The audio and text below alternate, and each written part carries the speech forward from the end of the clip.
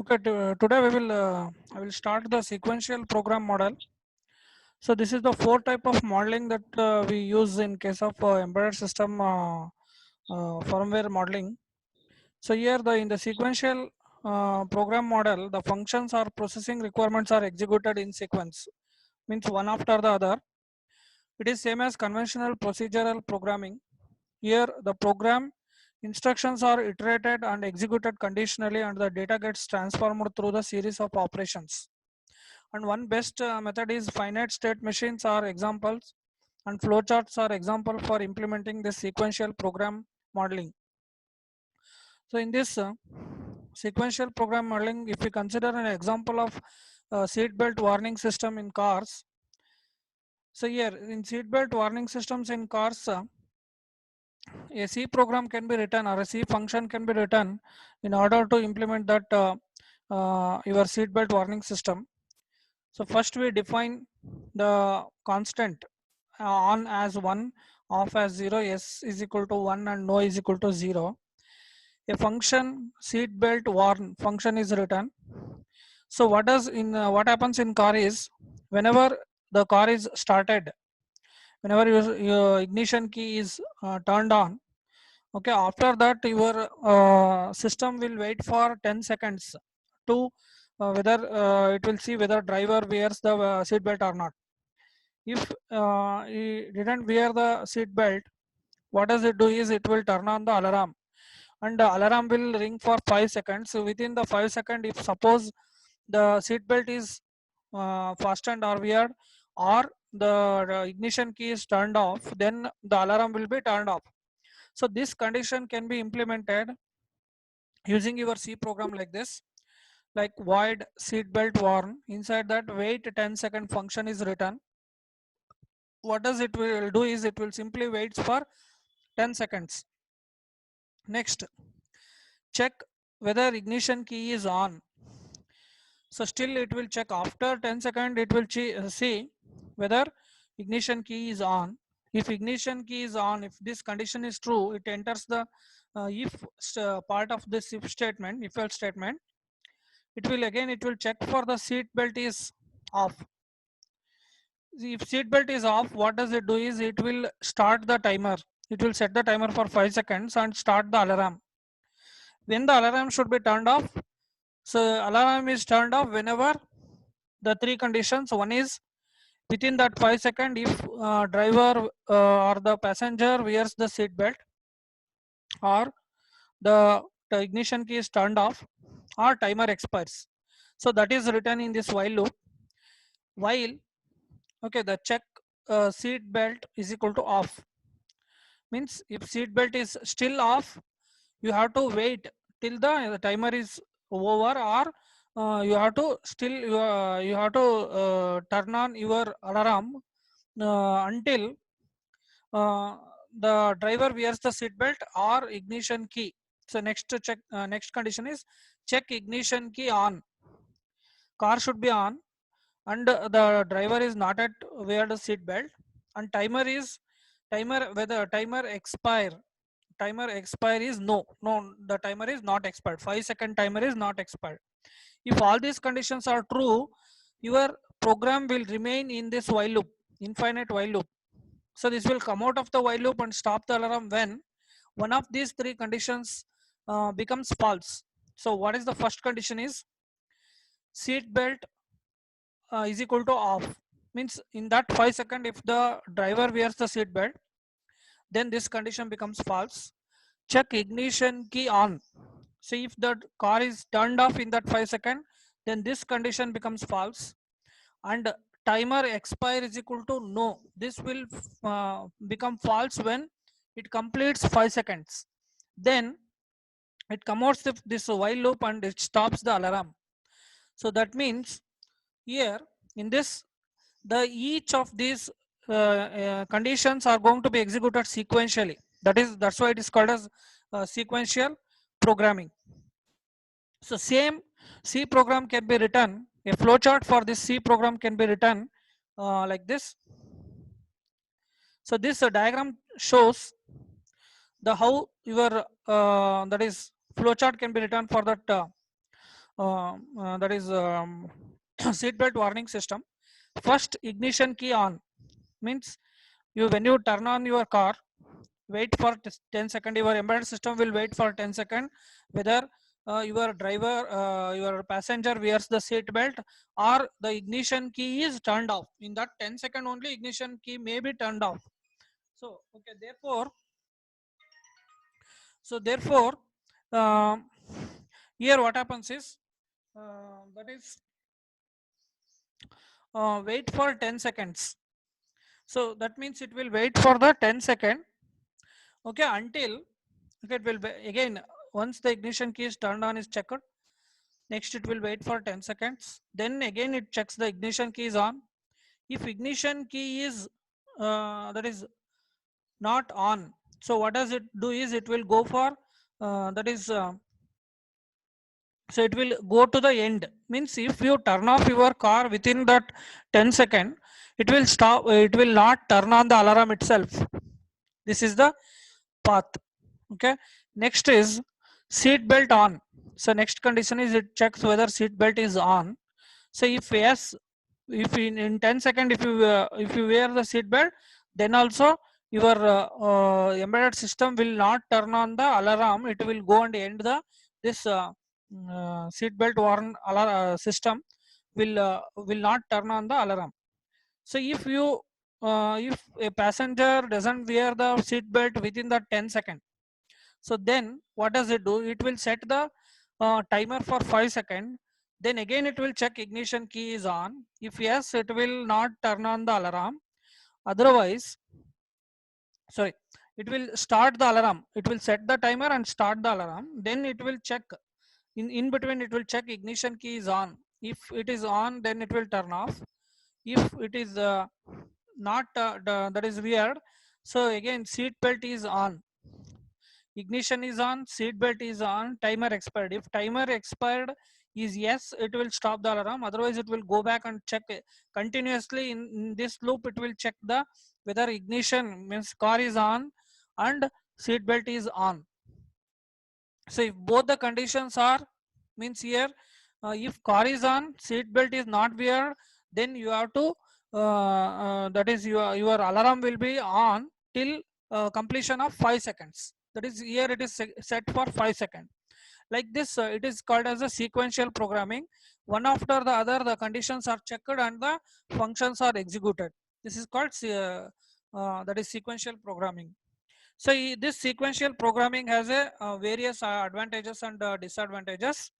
So the major disadvantage of this is utilization of the processor. Suppose if you are executing a sequentially executing the program and one of the part of your program is waiting for the external peripheral. The peripheral has not responded or because of certain things uh, peripheral is not working. Then your processor will be in a continuous loop for waiting that and it will not do anything. Therefore, it will not cause any effective usage of the processor. That's why the concurrent communication or concurrent process model is introduced. So in concurrent or communicating process models concurrently models the concurrently executing tasks. Means the sequential execution of the tasks are divided into concurrent processes or tasks.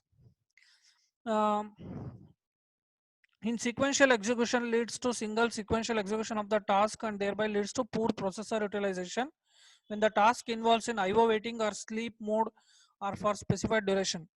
Next, if task is split into multiple subtasks, it is possible to tackle the CPU usage effectively by switching the task execution.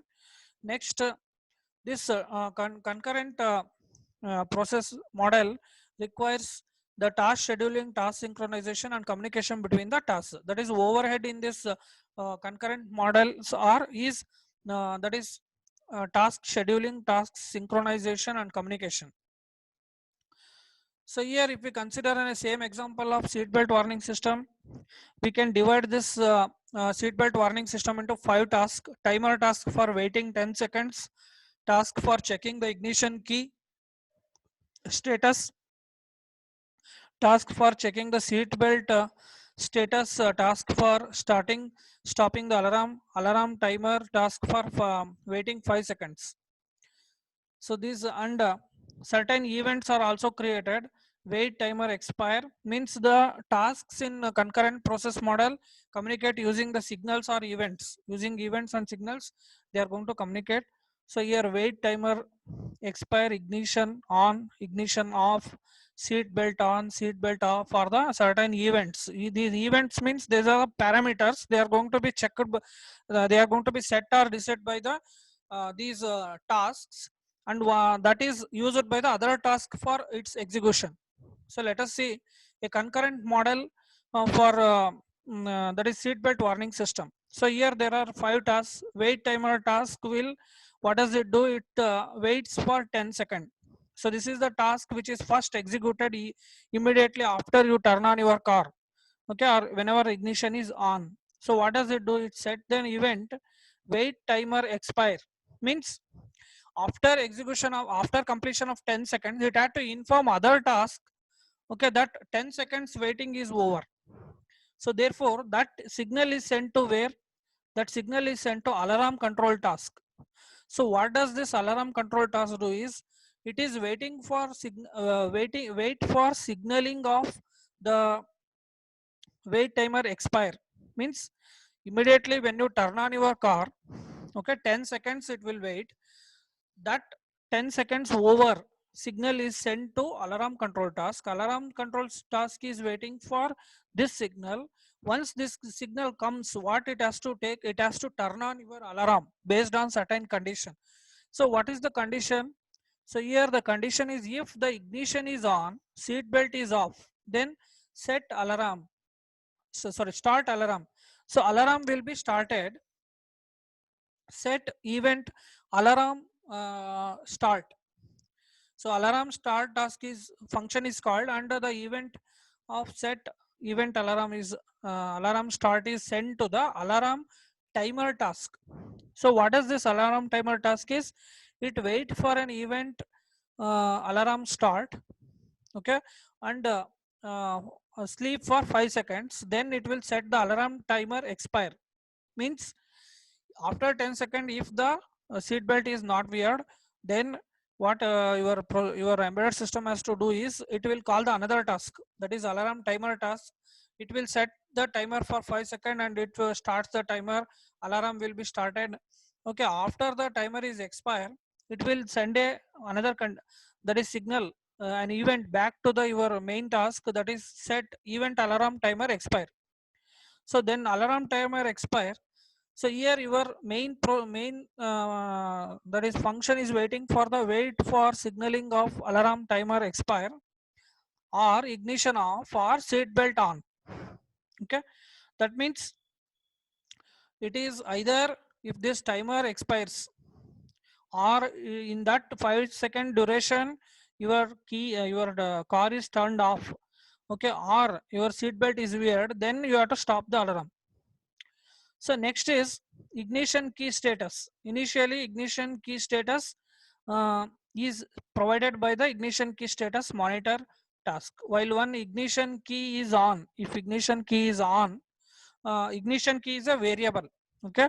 If that is checked for the whether it is ignition key is on, if on, then it will set an event ignition key on, ignition on, okay. Next otherwise reset ignition key ignition off. So means ignition on will be becomes equal to 1 and ignition off will be becomes equal to 0 if the ignition key is on. Else ignition off will be set, ignition off variable will be equal to 1 and ignition on will be equal to 0. So therefore this ignition key status monitor task is going to monitor for whether car is turned on condition or off condition. Based on that it generates the signal which is used by your main program or the main task alarm control task. Next seat belt status monitor task. So here main task requires three parameters. One is a 5 seconds timer has expired and second one is ignition status and third one is seat belt uh, status monitor. So this seat belt status monitor check for the seat belt on. If yes, it sets an event seat belt on, reset event seat belt off. Okay, otherwise seat belt sets the seat belt off and reset the seat belt on. So these three tasks are responsible for the providing an input about the status of the ignition key, seat belt and the timer. So these three tasks are used by alarm control tasks to that is start and stop the alarm. Suppose if a car driver enters the car, okay, within 10 seconds, okay, if within the 10 seconds he will wear the seat belt, means the alarm will not be started at all. Okay, after 10 seconds, if uh, the key is turned off, then it will not start the alarm. Okay, if after 5 seconds ignition key is on and driver is not weared of a seat belt, it will sorry, after 10 seconds, then it will immediately start the alarm. Like that, this concurrent process model will be executed. So major difference is here. So that is, suppose if your ignition status monitor task is waiting for the ignition key input, okay, then it is not dependent on other tasks, means it will execute its own, it will wait. Okay, suppose if it is suppose ignition key is not turned on or turned off, okay, it is about to turn on, means what does it do is ignition key status monitor task will be kept aside. Okay, it is given a chance to check every, that is the time slots, the entire execution time is divided among these all these tasks, and it is executed for only certain time, one time slot. In that time slot it will check for ignition key is on. If on, then it will send as a event to the alarm control task, further it will be executed. So like this, the concurrent process model will execute, will be used in the embedded system. And concurrent that is models are very suitable for our embedded system and real-time embedded system for effective utilization of the processor memory and the power. They are very useful. Next type of, last type of modeling is object oriented modeling. So this is a very high level programming modeling technique. So object oriented programming model is an object based model for modeling the system requirements. It disseminates the complex software requirement into simple, well-defined pieces called objects. Here first, the object classes will be created, which are nothing but a, like a abstract of the object. Okay, then such objects will be created. For example, if the employee details, so employee details requires name of the employee, employee id, employee salary, employee age, date of birth, place, address, such one template will be created, that is called as the class. So such objects are created for number of employees. Suppose if you have a 60 employees in your in your company, so 60 such objects will be created. So therefore it effectively utilizes the memory. Whenever we require the one new that is employee object, then we can create. So it will allow us that is effective usage of the memory, and also modeling of your that is effective modeling of your that is software. And reusability is also very good in case of object oriented modeling. See here, class is an abstract description of the set of objects, and it can be considered as a blueprint of an object. Class represents the state of an object through member variables and object behavior through member functions. And member variables and member functions of the class can be private, public or protected. Means every class will be, or every object will be having its own that is functions and variables inside that for its operation. The protected variables and functions are protected from external access. However, class derived from the parent class can also access the protected members functions and variables. The concept of object and class brings abstraction, hiding, and protection. See here, object-oriented modeling is a very big topic. So, in object-oriented, that is programming. Whoops, we call it as a whoops with the C++ itself. It's a subject. Okay, in that we are going to study what is the class, what is the object, what is the inheritance. Everything will be studied there. Here only the very less introduction uh, is given to what is object oriented modeling. So we can also use object oriented modeling, and it is very useful to easily program embedded systems using object oriented modeling, but it fails in effective usage of the your memory and the that is the hardware features of the your embedded system. So therefore usually C program is mainly used in programming the your embedded systems. So next we have a embedded firmware design and development. Embedded firmware is nothing but, so firmware is nothing but it's a program. Okay, you have a hardware and you have a software. So the software itself is called as the firmware. So the for why firmware means it consists of both high level language as well as a assembly level language. So embedded firmware is responsible for controlling various peripherals of the embedded hardware and generating response in accordance with the functional requirements. Firmware is considered as the master brain of the embedded system. Means if you have an embedded system, you don't have a program, means it will not work. Suppose if I program the embedded system to say for example to read a temperature and control the heating of the boiler, means that has a meaning. Okay, that means we when we program your embedded system, then only it has a meaning. Okay, suppose if you have a mobile phone without operating system, your mobile phone is nothing. Okay, it will not do anything. So with only hardware you can't do anything. You need the software or firmware. For the most of the embedded products, the embedded firmware is stored in the permanent read-only memory or not alterable by the end users. Means they are stored in the permanent memory. Next, embedded firmware requires understanding of particular embedded product hardware.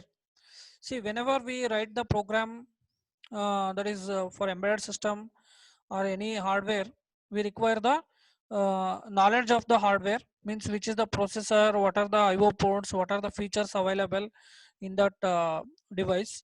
First we must know that, then only we can write the programs using suitable language. Embedded firmware development process starts with conversion of firmware requirements into program model using modeling tools. Means whenever we write the program, first we have to select which language, in which language we have to write. Okay, usually programs can be written in assembly level language, high level language. Okay, but which is the suitable language should be decided.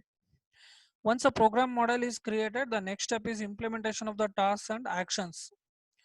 Means using language we can language acts as a bridge between the your requirements and the actual hardware. So now next we will see embedded firmware design approaches. Means which are the different methods of writing the program uh, in your embedded systems or even in the other system like general purpose system. So this can be uh, there are two methods, two approaches. One is super loop based approach, embedded operating system approach.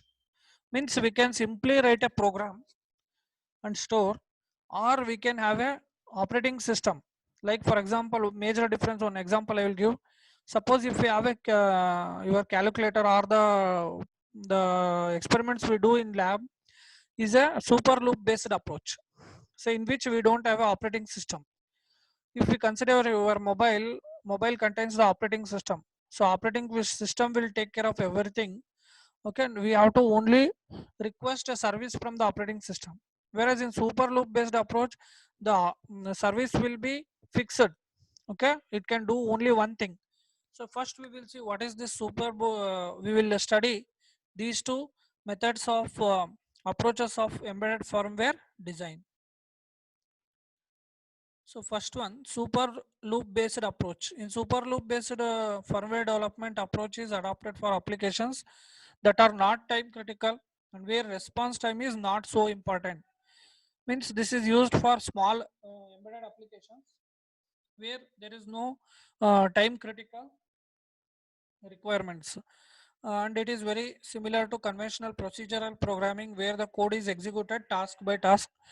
The task listed at the top of the program code is executed first, then task just below executed after that. So we'll see that in diagram. So here you can see start of the first task and execute it. Next execute the second, third, like that we can execute all the tasks, then come back to the first task again. So here,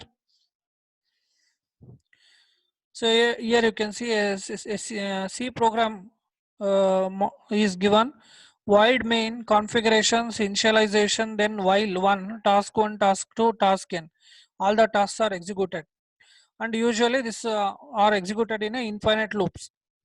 Next, almost all the task embedded applications are non-ending and are repeated infinitely throughout the operation.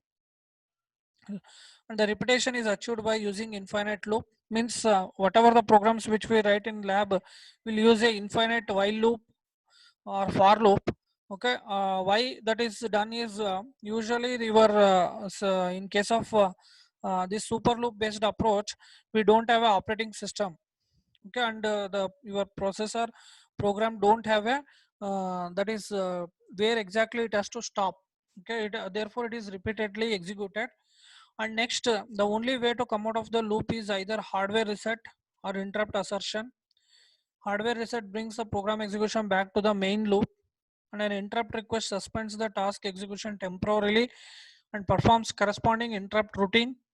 And completion of the interrupt routine, it restarts the task execution from the point where it is got interrupted.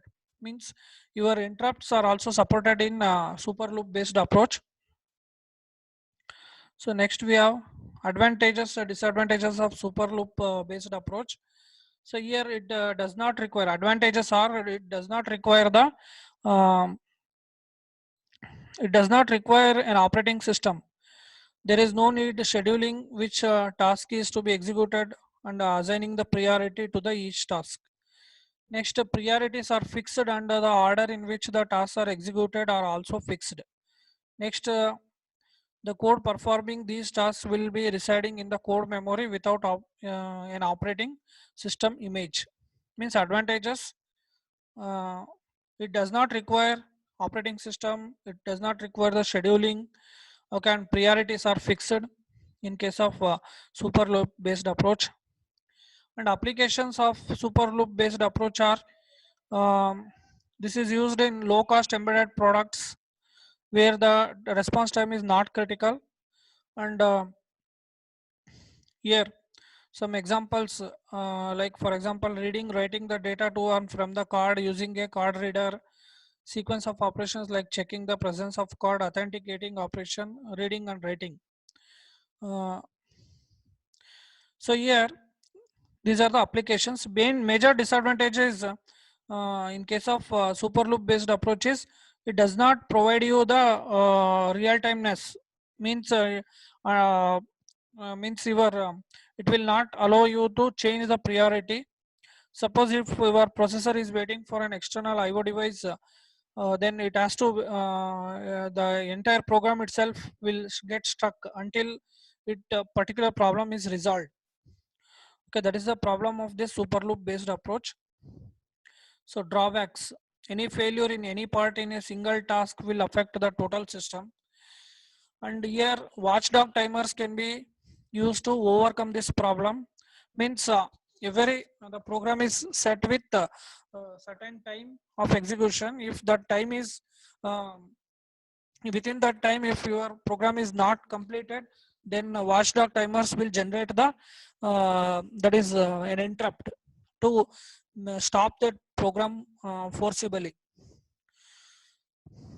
And if the number of tasks increases, then uh, each task is repeated, the time at which each task is repeated also increases. So it brings a probability of missing out some events. and interrupts can be used for external events requiring real-time attention.